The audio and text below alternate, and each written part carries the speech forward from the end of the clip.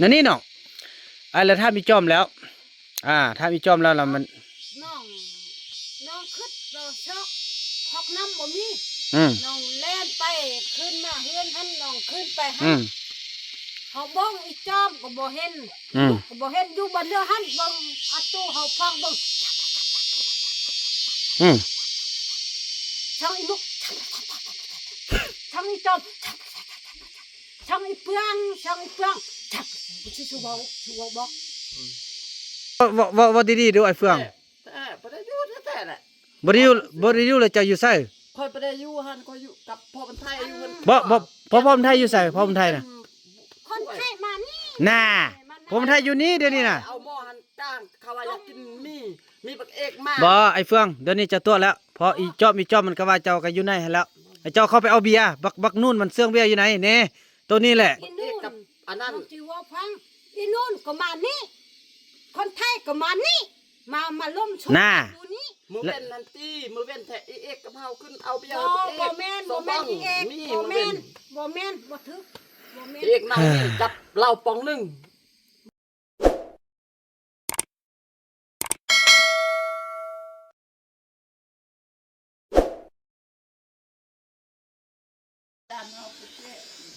สบายดีพี่น้อยเนาะถือว่าต่อจากคลิปอีพีที่แล้วก็ถือว่าได้ล่มทางน้องจอมไปที่เรียบร้อยเนาะก็ถือว่าไอ้เฟืองเฮากะว่าบ่เป็นหยังพี่น้อยเนาะกะ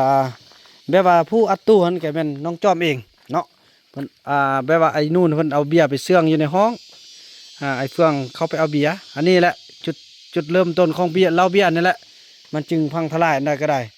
เปลี่ยนเป็นบทเรียนได้เด้อลีนี่นะนี่น้องไอชิบอกให้ฟังมานั่งไอข้อล้มนำแดอันนี้เป็นเพื่อนพี่น้องอันเอามาตอนนั้นตีเดี๋ยวสองคนเมียพักกันล้มกันนั่งล้มกันอันนั้นอุ้มลูกเนาะนั่นนี่น้องแล้วถ้ามีจอมแล้วถ้ามีจอมแล้วมัน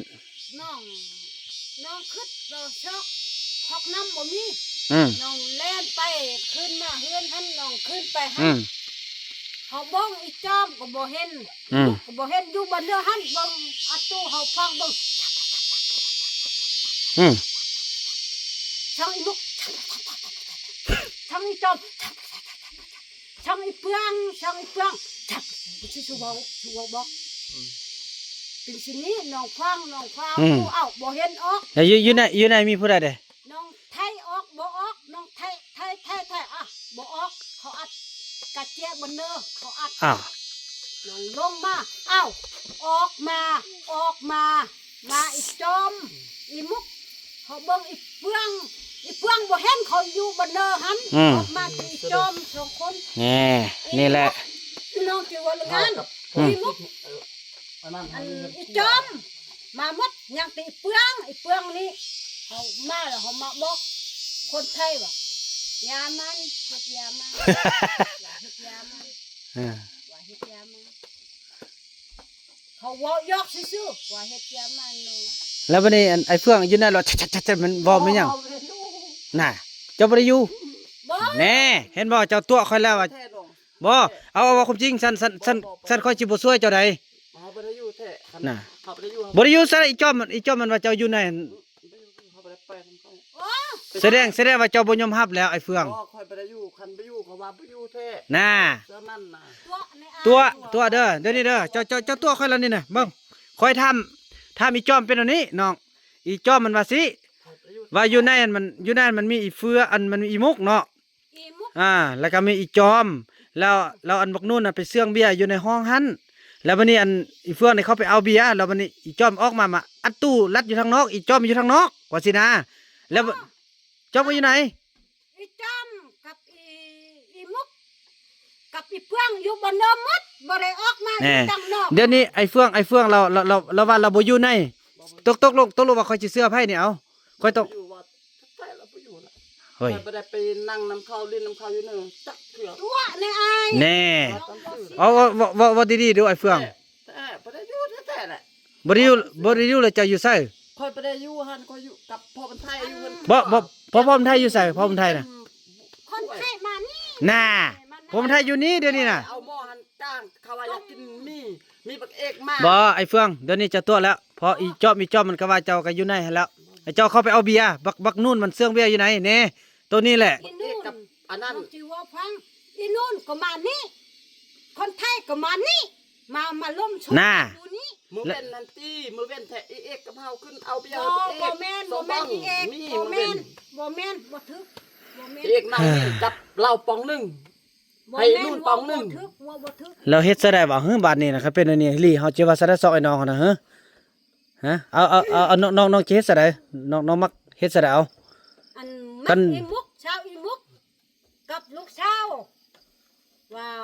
ลูกชาวหันคนไทยหันว่าเฮาสิไปม้อยแจ๊ะก็เขาเงินก็เขามีเงินเขาก็แจ๊ดเอาหืออันนี้ก็ว่าพอลูกตื่นเฮาไปเว้าว่ามีน้องบ่มีเป็นเอื้อยนี่บ่ได้ไปแจ๊ะอีจอมบ่อันเอื้อยนี่ไปแจ๊ะอีจอมมานี่มาลงกันนะแม่ อันนี้เขาบ่ได้ไปวักแจ๊ะบ่เฮาทำลูกตื่นเฮาทำอีเอ็กมาลำลังเฮาทำบ่ว่าเฮาบ่ได้ไปแจ๊ะบ่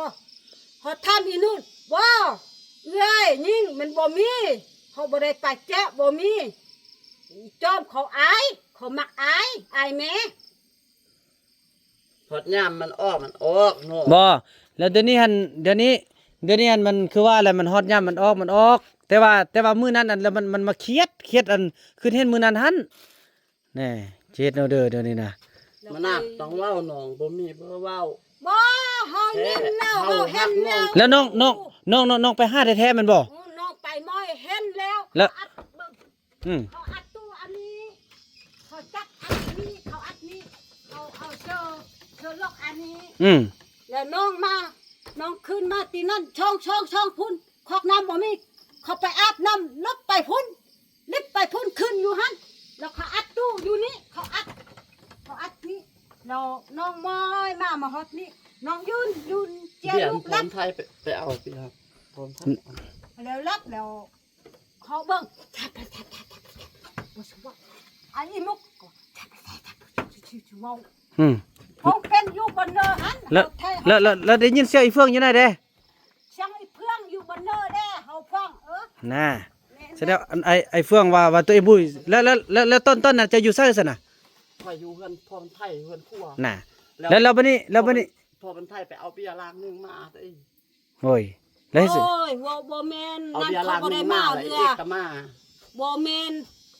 เอกเฮาเอาแก๊สมีหัน5ทุ่งจับไปพุ่นไปฮือข้าวอยู่เฮือนครัว เดี๋ยวนี้หันบ่เดี๋ยวนี้นั่นอีลี่แล้วก็ว่าอยู่ไหน อยู่ แล้วมันอีจอมก็ว่าเจ้าอยู่ไหนเดี๋ยวนี้แล้วเจ้าว่าบ่อยู่เดี๋ยวนี้น่ะ อีมุก โอ้ย อีมุกกับอีจอมอีมุกสองคน ไม่อยู่เนาะ แล้วอีย่องมานี่คนไทย อันเจ้าบ่ยอมรับจักอย่างดอกเจ้าน่ะค่อยนิสัยของเจ้าน่ะเจ้าบ่ได้เคยยอมรับจักอย่าง บ่คอยบ่อยู่คอยก็ว่าบ่อยู่ แล้วเจ้าอยู่ไสซั่นน่ะ คอยจำมีหันครึ่งมี5 แม่นแท้บ่ มี5ทุ่งไป โอ้หลอด ไปดังไฟแล้ว เรื่อย แกงเฮืออันพอมันไทยกินกับอีเอกนะอีเอกว่าอยากเข้าแล้วค่อยเข้าไปอาบ ยังลี่ว่าให้ฟังเด้อว่าให้ฟังบ่ต้องยานเด้อน้องเด้อ บ่ต้องย้านเด้อเฮาสู้ด้วยกันมาฮอดจุดนี้ได้มีหยังก็เว้าความจริงเด้คือเห็นบ่คือบักไล่เนี่ยมันจุดเห็นบ่บักไล่ติดคุกตายก็ย้อนจักอยู่นั่นจักเรื่องแบบนี้นี่หรือว่าวุ่นวายอีหลีบ่มักนั่นนี่แหละเฮ็ดจังได๋ เดี๋ยวบางรายมันเฮ็ดค่อยบ่ได้เฮ็ด บ่เฮ็ดแล้วบ่ว่าติอีหลีมันก็สิตัวเอาแท้บ่าติ บ่มันจุข้าวอยู่หั่นติ บ่ เราคิดว่าเฮาอยู่หั่นเราบ่ไปเบิ่งเงินครัว แล้ว เขาเห็นแล้ว เฮาลูกเก่ง อีจอมตูนี้เฮาฮู้แล้วเฮาซิงเบิ่งฮู้แล้วอันตู้การเฮาไทยออกว่าออกแม่เฮาเอิ้นออกแม่ช่องอีเปลืองช่องปากคืออีเปลืองสุปาก แล้วคันบ่แน่คันสมมุติเด้อคันสมมุติณเวลานั้นเนาะคันเจ้าบ่ได้อยู่ในน่ะเจ้าเห็นครัวเจ้ายังบ่ออกมาว่าย่าขออยู่พี่เจ้าบ่เว้าแบบนั้น ลามาซอกค่อยนี่ไปนี่ค่อยอยู่พุ่นแล้ว โอ้ย แกล้งอันนั้นพอออกมาคือนุ่งกางเกงมาแล้วว่าจะไปซื้อกว่าครัวเอามีดไปเฮือเข้าอีก บ่คันค่อยก็บ่เชื่อคันว่าเจ้าคันเอิ้นนั่นน่ะเจ้าก็ต้องว่าขออยู่ครัวเฮือนหลังเดียวกันน่ะ โอ้เฮาก็เอิ้น ลูก เนี่ย ให้ลูกให้แอ๊ก น่ะ เอาลูกแต่ เดี๋ยวนี้แนวได้กันแนวเด้อแนวได้กันแนวพ่อเจ้า บ่แม่น เจ้าปฏิเสธเขาละเจ้าปฏิเสธละ ว่าบ่ฟังเลย ไอ้เสื้อน้องคันว่านี่ อันนี้เฮือนอยู่นี่เฮือนครัวอยู่หั่นติดหลังเดียวกันนะคันว่าบ่ว่าเจ้าสิบ่ได้ยินเสียงอีหลีมาก็นั่นแหละแล้วเขา ลูกให้นะ แล้วเขาอยู่เฮือนซะเฮือนพ่อมันได้หั่นเขาอยู่ เขาลงไปอันแปะหื้นคว้าก็บ่มีอ้าย น่า ทั้งแน่อยู่ทั้งมัด น่า พูนอยู่เฮือนอันพลไทย ก็อันนั้นนั่นแหละเฮือนหลังเดียวกันนะ ไม่ได้ไปซอก บ่ซอกซะได้นี่มันก็ว่ามันไปเพราะว่ามันสิบ่ชื่อหลังเขาแท้ว่าเฮ้ย เอ้ยบ่ฟังในอ้าย คันว่าเจ้าอยู่เฮือนครัวนะเจ้าก็ต้องบ่ว่าสิบ่ได้ยิน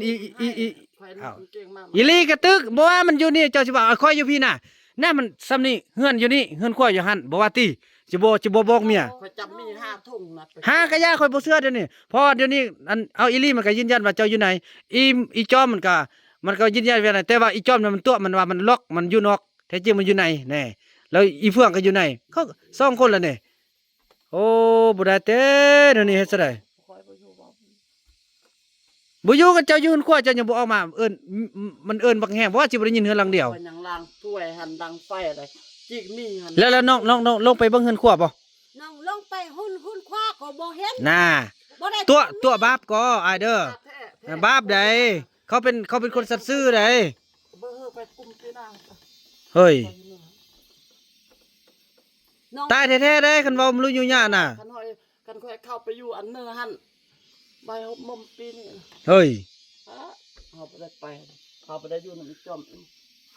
เขาจิกนี่อัน เฮ็ดซะได้บ่ อยู่ เนาะ พุ่นน่ะ หึหาสิซะได้กัน อยู่เฮือนกลัวไปเอกกินไปเอกเมาเหล้า บ่แม่นอีเอกเขาก็มาลำลังเขามาช่วย โอ้ย 6 โมงแล้วผู้เจ้าไปเข้าอยู่หันขนาดว่าขนาด ฟังเบิ่งเฮาฟังไปฮอดไปหื้นคว้าเฮาแง่เบิ่งเฮาเชาเอิ้นบ่เห็นเฮาเผาเบิ่งลูกแน่เฮากวัดเบิ่งอีมีหันก็บ่เห็นไปกวัดเบิ่งอีแพทย์ก็บ่เห็นเฮากวัดน้องอีติ๊กหันก็บ่เห็นเฮากวัดวันนุ่มนี่ก็บ่เห็นบ่เห็นเฮากลับไปอีกเขาขึ้นอ้าวเบิ่งเขาย่างขึ้นอ้าว เออ เขาอัดตู้ชิ้นนี้ เออ จับแดนอยู่ชิ้นนี้เฮาไทยอัดไทยเอา เออแหน่ เอ้ยฮู้ละท่านไอ้ค่อยก็บ่สร้างสิว่าแล้วเด้ บ่ได้เฮ็ดบ่ได้เฮ็ดซะได้เจ้าตัวน่ะ ตัวบาปก็ตัวอ้ายติสมือมันนึงตัวมันนึงตัว เอาจังซี่ซะคันว่าเดี๋ยวนี้นี่เจ้านี่ตัวต่อหน้าต่อตาค่อยเลยเดี๋ยวนี้น่ะเด้อเจ้านี่ตัวต่อหน้าต่อตาค่อยเลยบ่มีจักอย่างที่ว่าเจ้าจะบ่ยอมเจ้าจะยอมรับเจ้าบ่เคยยอมรับแต่เรื่องนี้นี่ค่อยท่ามีจอมแล้ว อันนักลูกชาวอีจอมอันนักผู้ชาวอีจอม เพื่ออยู่ในเฮือนครับบ่ได้ อันนัก ไป ผู้ ตาม ชาว ที่ อี เฮื มุ อก นอันพอมัน เอา ไทย อีมุก เขากินเบียร์กินนั่ แล้ น วก็ ไอ้นั่งที่เข้าอยู่พุ่นคอยนั่งนั่นนี่เข้าอยู่พุ่น ค่อยบอกแล้วค่อยสอนแล้วเป็นบทเรียนก็ยังว่าล่ะ จะไปนั่งน้ำเข้านั่นนี่บ่มีละ บ่มีแล้วเข้าไปนั่งอยู่ในเฮือนหั่น คอยไปได้เข้าหั่นน่ะ น่ะบ่ได้เข้าใส่แล้วอีหลีมันก็ว่าเข้า เฮาก็ไม่ไปหันหกเชาะตู้หันแปะหื้นคว้า อย่าใส่มันซอกมัดแล้วเดี๋ยวนี้บ่มีแล้ว คันไอ้จอมบ่ออกประจำเดือนมานี่มันบ่สร้างเว้าในนี่หรอก ก็ว่าแล้วมัน จอมออกประจำเดือนนั้นว่าค่อยไปลิ้น บ่แม่นเรื่องอันนั้นเด้อเรื่องอันออกประจำเดือนแล้วมันเป็นเกณฑ์ของผู้หญิงที่ว่ามันกำลังเป็นสาวเด้อน้องเด้อแต่ว่าเดี๋ยวนี้นะ มักผู้ชาวลูกเฮาอีจอม แม่บ่ฮู้เอาอันเอาแม่ไปยักเอาลูกชาวบ่ดี บ่ดี ว้าวนะบ่ได้ เดี๋ยวนี้เราเป็นตาญาณคักเด้อเดี๋ยวนี้นะเรา เราน้องไปเข้าเบิ่งคอกน้ำหั่นบ่มีเอาบ่มี ไอ้เฟื่องเจ้าลองเว้านำค่อยดีๆดูเจ้าลูกผู้ชายดูเจ้าสะบ้านดูเอาเลือดมากินสะบ้านต่อหน้าอีหลีดูไป กินมาเปิดไปได้อยู่หั่น เฮ้ย บ่ได้อยู่หั่น ตัวเฮาฮู้แล้วเฮาจื้อแล้วเขาอยู่บนเนื้อหั่น4คนนี่อีมุก อันนี้อีจอม อันนี้อีเปือง2คนคนไทยเขาก็มานี่ อย่าละขี้ยัดได้ละบ่เฮ็ดละมันสินัดเอาละมันนี่มันเต็มแต่เลือดละคันบ่คันล้มนะแต่ว่าค่อยกับบ่ทราบสิตัดสินใจเพราะอีลี่มัน แท้ๆเรา อีลี่มันก็ว่าเจ้าอยู่ไหนอีจอมมันก็ว่าเจ้าอยู่ไหนแล้วเจ้าว่าเจ้าบ่ได้อยู่ มาไปเชี่ยวติมคืนไปล้มติพุ่นไปล้มพุ่น เฮ็ดจะได้ค่อยสิสร้างให้เจ้าเป็นผู้ตัวแทนได้ฟังเด้อ ขนาดว่าค่อยยังอยู่นำนี่เป็นอันนี้คันค่อยเอาไปอยู่บ้านนี่สิเฮ็ดแนวใดเดี๋ยวนี้มันสิบ่เกิดค้ากันตึมวะเดี๋ยวนี้น่ะ ก้อยเสื้อนะค่อยเฮ็ดต่อสู้ค่อยสะบ้านค่อยไปเฮ็ดกำซั่ว อันสิ่งที่บ่ดีนี่เจ้ามาอยู่นี่เจ้าว่าเจ้าปฏิเสธหมดเจ้าว่าบ่เฮ็ดจักอย่างแต่ว่ามื้อนี้นี่ค่อย เาเมียเก่าค่อยก็บ่ได้ซั่ว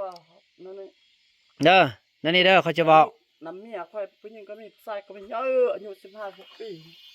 ค่อยยังเลี้ยงลูกเพิ่มพัวตายได้5-6ปีไปน้ำค่อย เมียก็ย่าเด้อ ไป เมียก็ย่าเด้อ อ้ายเขาไปล่มก็ยา แน่น้อง ไปเฮ็ด น้อง ยา เมียก็ย่าเป็นบทเรียนบัดนี้เอาถือว่าเป็นบทเรียนบ่ให้เป็นตึมเด้อแล้วน้องก็สิตามเบิ่งคันว่ามันเป็นหยังล่ะบอกอ้ายเด้อคันตึมเข้าต่อไปแล้วอ้ายก็บ่สร้างชีวะนำน้องให้น้องตัดสินใจ พวกเจ้าเอากันครั้งนี้น่ะค่อยก็บ่ได้บังคับค่อยก็บ่ได้ห้ามค่อยก็บ่ได้ส่งเสริมพวกเจ้าว่าพวกเจ้าฮักกันพวกเจ้าก็ฮักน้องคันว่าคันมันเป็นตึมแล้วน้องบอกเด้อน้องสิเอาหรือบ่เอาตอนนี้ใบเฮานี่บ่ได้ไปเซ็นเด้อโอเค เช่น หยุดก่อนสำนี้น่ะหยุดก่อน หยุดก่อนนะอ้ายอยู่เบิ่งก่อน บ่ได้เด้ค่อยบ่เอาละนั่นนี่น่ะคันเป็นอันนี้น่ะแล้วพวกเจ้าเบิ่ง ที่คนอื่นไปเชี่ยวผู้ชาย ย่าเมียก็ย่าคันว่าน้องฮักอันเป็นเฮงเป็นไห้กันคือสิคือบ่ไกลแล้วน้องเที่ยวเสนออ้ายเด้อเสนออ้ายขึ้นไปนอนนำอ้ายนู่นก็ได้นำอ้ายเอื้อยมันเด้อไอ้เฟืองเสื้อมันเจ้าได้บ่เฮ็ดมันลุยยุ่งยากได้ตายได้เฮ็ดได้นี่น่ะ ค่อยเสื้อแล้วนะเอาเมียเก่าค่อยเป็นนั่นนี่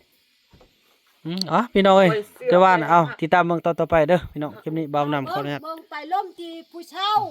สำเร็จพี่น้องบ่มีอารมณ์แล้วพี่น้องเอ้ย อีจอมลูกเช่าอีจอม